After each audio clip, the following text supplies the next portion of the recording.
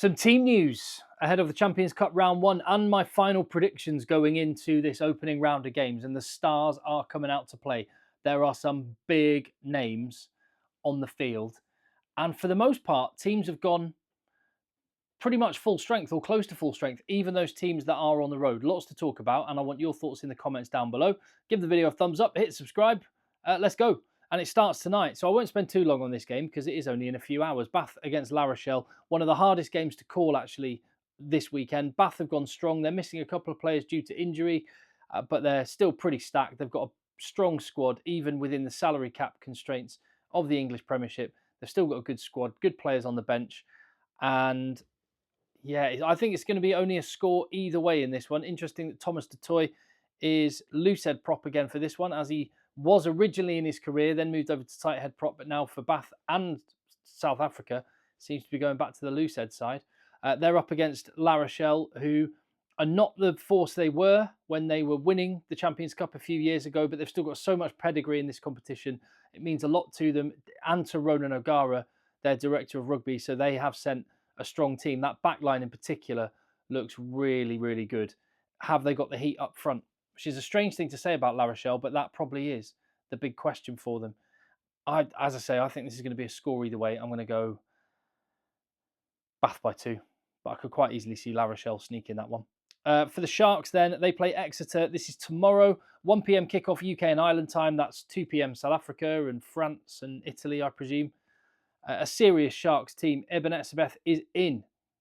There was talk in the week that, John Plumtree was saying how much rugby he'd played this year. The Sharks have earned the right by winning the Challenge Cup to be in this competition. They're not going to waste the opportunity now they're here. And, well, they've got a very good chance of getting out of the pool and getting a decent seeding as well. These home matches are massive. So they've gone strong. Sia Khaleesi wearing 8 is an interesting one.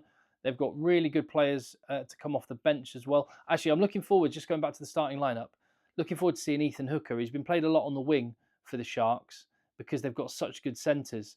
He surely is a future Bok waiting there. That centre area, you feel like there's going to be some churn over that over the next couple of years. He's one of those names who could make that spot. His good players on the bench, as I mentioned.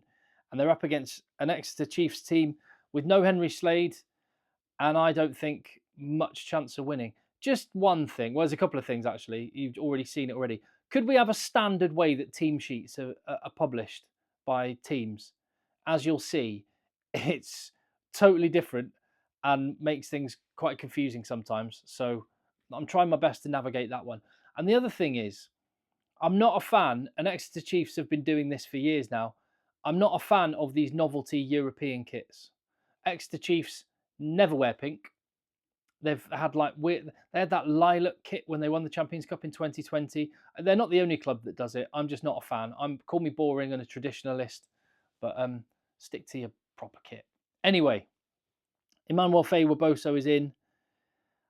I mean, it's not far from the strongest team available. It's just that Exeter Chiefs' strongest team is not that great at the minute. It's very, very young and raw. They're going to get a good experience, but I'm going for the Sharks by 18 points. To Clermont against Benetton, the other early kickoff on Saturday. I'll come to Benetton in a minute. They're taking this competition very seriously, but Clermont at home, I've been lucky enough to go to the, what's it called? Stade Michelin. I've been lucky enough to go there a couple of times. The atmosphere is wild on a Champions Cup day. It's wild all the time. But I was there at Challenge Cup semi-final against Harlequins a few years ago. I was working there and I was trying to do some reporting from the side of the pitch, and I couldn't hear myself or the person I was meant to be talking to. The noise is out of this world, and that's why one of the reasons Clermont are so good at home, and I expect them to win against Benetton. There you go. Couldn't even be bothered to do a I can't even fit their team in as well. Look, couldn't even be bothered to do a team sheet. Well, they did a video online. Yeah, I can't put a video of your team up online. They've got a very strong team, stacked with internationals. They're on the road, and I think they've got a shot. I think they've definitely got a shot. They're going for it. But I'm going to go Clermont by 8 points in that one. Northampton Saints against Castres. Now, I'm actually going to be working at this game, so you might well see my wrist hear my voice if you're tuned into that one on Premier Sport, or I guess Super Sport, or wherever else it's broadcast around the world, Stan Sport or whatever. So yeah, you might hear my voice or see my hand as I ask some questions to the players. I'm really looking forward to the Alex Mitchell versus Santiago Arata matchup.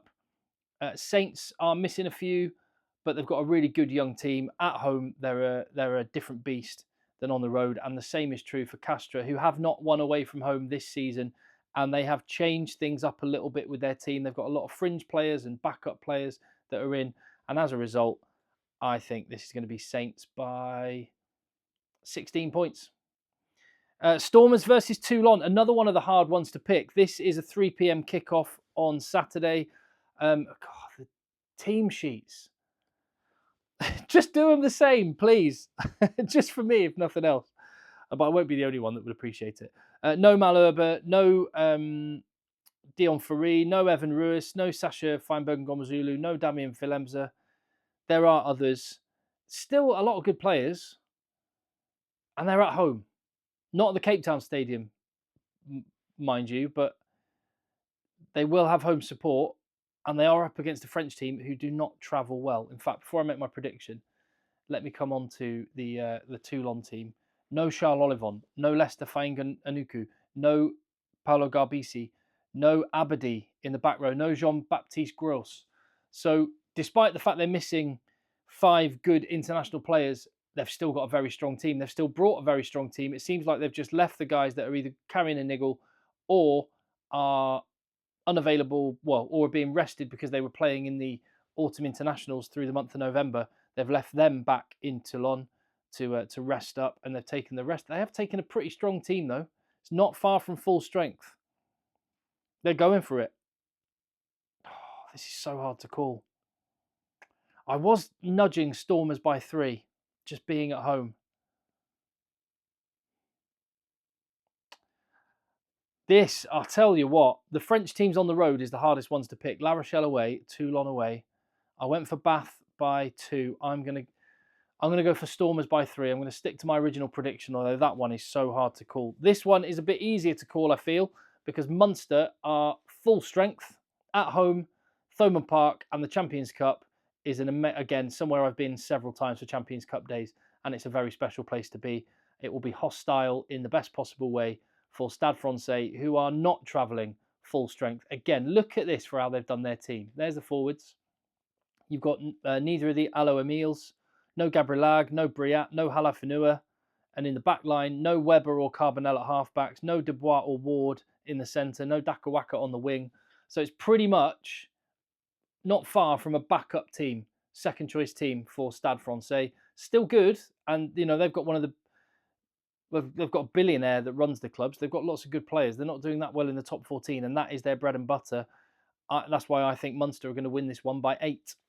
On to Saracens, who host the Bulls. This is another really spicy matchup. Interesting to see Ben Earl on the bench for Saracens. Is that a form call, or is that just resting him a little bit because of the autumn internationals? I mean, you look, Juan Martín Gonzalez was playing for Argentina right through it. So is it? I don't know. Tom Willis has been playing really well for Saracens in the Premiership. Theo McFarland is ace. I wonder if I think possibly this is a call on the line-out. The line-out is such an important launch pad for the Bulls. It's such a big weapon. They're really good at the maul. That I wonder if they're going with McFarland, Ezekwe and Itoji to start to try and neutralise the line-out a little bit, and then have that bundle of energy, Ben Earl, to come and wreck things up a little bit later in the game. They are just lacking a little bit of quality in key areas. Halfback, not convinced by Van Sale and Burke. It's not Owen Farrell and Richard Wigglesworth or Ben Spencer or whichever one of those ones you want to pick from their glory-winning days down the years in this competition. We will see. They're up against a Bulls team who, they're missing a couple themselves. There's no Kurtley Arendtse, there's no Vilko Lowe, there's no Ruan Norkia, there's no Elrich Lowe. Still a very good team. Cameron Hanekom's there at number 8, Marco van Staden. So they've got international quality. Grobelaar, Steenekamp in the front row.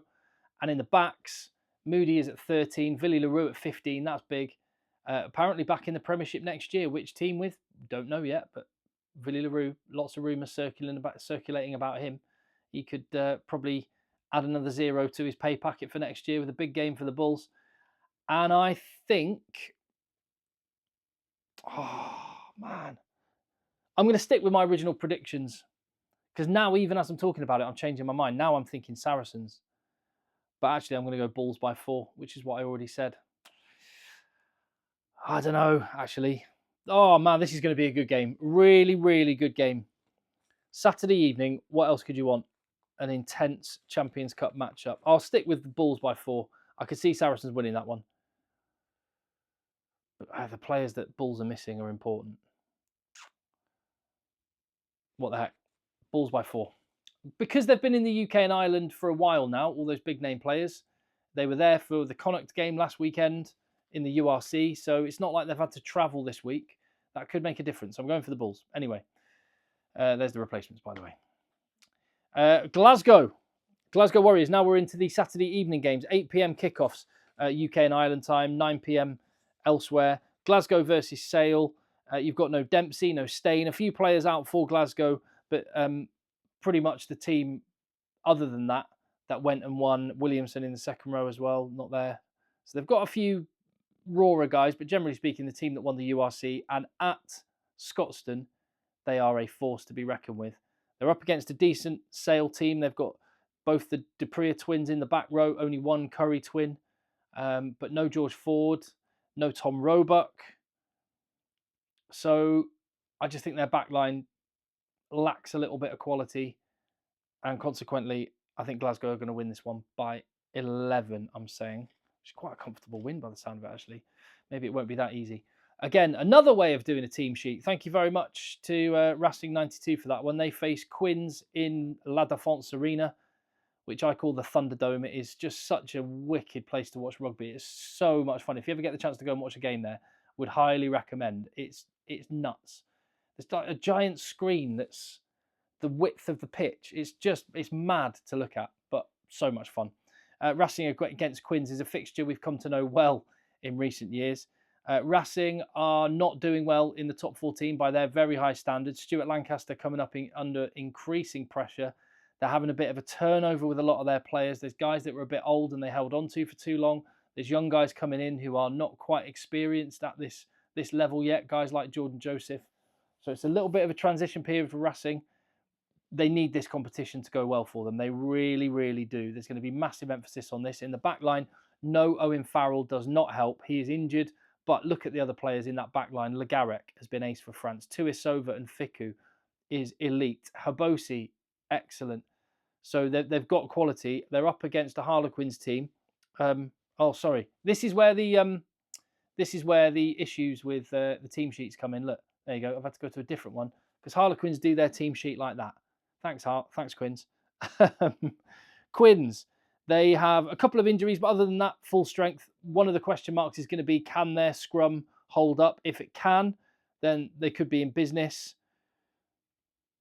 I don't know. It's a good back row, isn't it? With guys off on the bench, like Will Evans on the bench and James Chisholm, but Kenningham, Dombrandt and Chandler Cunningham South is a class back row. If they can go and tear it up a little bit, I think the surface, the artificial surface in that indoor arena totally suits Marcus Smith and Quins. I think this is going to be another really close game. I'm just going for Racing by 3 because they need to so much. Right, on with the next game, and it is, oh man alive, another team that like to do their team sheet differently. Bordeaux, we're on to Sunday now. Bordeaux against Leicester Tigers, 1 p.m. kickoff UK and Ireland, 2 p.m. elsewhere. And Bordeaux are all in. Look at that back line. Luku, Jalabert, Moafana, Deportier, Penaud, BLBRA, international class up and down that back line. And they've got some meaty forwards as well. They've added Johnny Gray, who's made a difference. He goes and hits rocks all day long. That's something that they were lacking. And Big Ben Tamafuna, he'll put in a big 50-minute shift. And Bordeaux, they'll feel like they let themselves down, losing in that quarter-final last year to Harlequins, wasn't it, at home. And they're at home for this one against Leicester. They do not want to lose to another English team. They will be going all out. That is the team that Bordeaux are going to be playing against. No George Martin, no Julien Montoya, no Andre Pollard, no Nicky Smith. So the guys that were involved in the autumn internationals are not there. They have still got a good team, but away from home at Bordeaux, I'm saying Bordeaux by 14 points. On to the next game. This has got 2 more games to go on Sunday. And staying in the south of France, Toulouse, the champions, against Ulster. 3:15 kickoff UK and Ireland time, 4:15 elsewhere. Dupont and Untermack are back together at half-back. You've only got the 2 international fullbacks in the starting 15 in this one, Ramos and Capawatso. You've got another international fullback on the bench in Juan Cruz Malia. It's just nuts, isn't it? Right now, Juan Cruz Malia would be a contender for a World 15 selection, and he's on the bench for Toulouse. And another one of those potential contenders for a World 15 would be Blair Kinghorn, and he's not even in the matchday squad. It's insane. Chocobares is there in the midfield. I mean, it's just class up and down that team. Jack Willis, Flamont, Meafu, Malvaca, Marchand on the bench. Oh my goodness me. They're going to absolutely hammer Ulster, who are without a few key players and not doing that well in the URC. Spirited, but just not elite quality. They are going to get hosed. Toulouse by 26. I like Ulster as well, but away from home against Toulouse. They have beaten Toulouse away a few years ago, but it's not going to happen tomorrow or Sunday. Right, and then finally, we've got Bristol against Leinster. Ah, Bristol, thank you. A lovely team sheet, all on one page, nice and clear. Well done, you. Bristol against Leinster. Bristol, only 1 or 2 changes from the team that absolutely smashed Harlequins in the Premiership. They are playing outrageous rugby. Are they going to be allowed to do it by Leinster? It's the biggest test of Pat Lam's, well, bravery as much as anything. The fact Bristol will go from everywhere and will offload in contact, will play fast, play wide. Can they do it? The conditions may be difficult. They're up against one of the big contenders for this competition in Leinster, who is just, again, much like Toulouse. These are the 2 biggest teams by a mile, the 2 best teams by a mile, because all the players that I mentioned for Toulouse and the guys that aren't even in the squad like Kinghorn. For Leinster, in the starting 15, there is no Andrew Porter. He's on the bench. There's no James Lowe, no Hugo Keenan, no Caelan Doris, no Ryan Baird, no Tyg Furlong, no Dan Sheehan. I mean, that's half of an incredible team as it is. And they've still got Geordie Barrett on the bench, RG Sneyman on the bench, and you've got an amazing starting 15 as it is. Kieran Frawley starting at 15 and Sam Prendergast at 10 is a really interesting call. But just Leinster, all that heartache the last few years, they are going all out this year, aren't they? Leaving nothing to chance. And I think they will get the job done with their starting 15. But if they need anything, need a little bit of impetus, then Sneyman and Barrett on your bench, yeah, that'll do. I'm going Leinster by 15 points. And that concludes the look ahead to the Champions Cup weekend. I cannot wait. There'll be videos coming on the channel. Make sure you check in with those. So what have I gone with? I've gone Bath to win narrowly, Sharks to win comfortably, Clermont by a score, maybe more, maybe 2, Saints by a couple of scores, Stormers narrowly. I'm to-ing and fro-ing with Toulon on that one. Munster, Bulls narrowly. I'm to-ing and fro-ing with Saracens on that one. Glasgow to win, Racing to win just, Bordeaux and Toulouse and Leinster to win comfortably. Sunday, I see being a little bit one-way traffic. But tonight and Saturday, oh, it's going to be awesome. Cannot wait. So I've only gone for 2 away wins. But I think Toulon could win away. And I think one of those away wins could be a home win. Saracens might. So yeah, only 2 away wins. Based on the predictions I've made, 2 wins for Premiership teams, 4 wins for top 14 teams, and 6 wins for URC teams. Is that right? Have I done my... Yeah, 12. There we go. Bring it on. The games are only hours away. I will be here on the channel covering it. Make sure you get stuck in and hit subscribe. Leave your comment down below.